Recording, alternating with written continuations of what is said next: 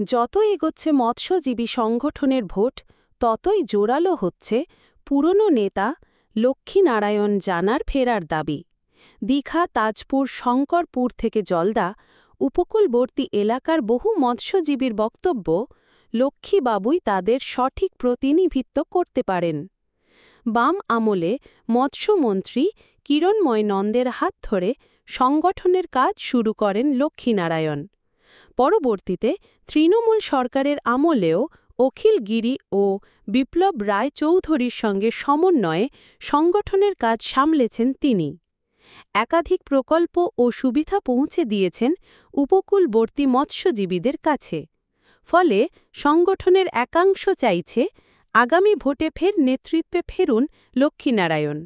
তবে শুধু সমর্থন নয়, পদ পেতে হলে দরকার ভোটে জয়।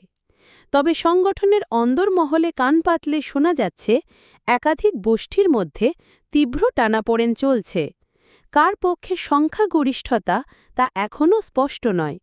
বর্ষিয়ান লক্ষ্মীনারায়ণ জানার অভিজ্ঞতা বনাম নতুন মুখের জোর, এই সংঘাতে ঠিক করবে সংগঠনের ভবিষ্যৎ নেতৃত্ব। সময় দেবে তার উত্তর।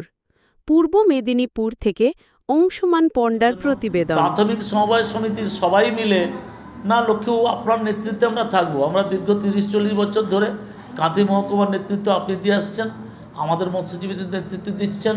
আপনি দীর্ঘদিন বেনিফিসে ছিলেন, আপনি দীর্ঘদিন স্টেট কোঅপারেটিভে ছিলেন। আপনি আমাদের যে সম্মান দেন, যে মর্যাদা দেন, আমরা আপনার উপর নির্ভর করে আপনার নেতৃত্বে এগোতে চাই।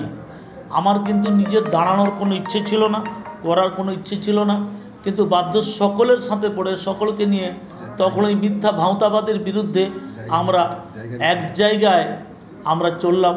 জায়গা যেমনি বিক্রি করেছি, সরকার নিলাম চেয়েছিল, তেমনি আমরা বেনিফিসের লোন শোধ করে আমরা ওখানে 80 ডেসিমেল জায়গা কিনেছি 30 ডেসিমেল বিক্রি করে। আমাদের ভ্যালু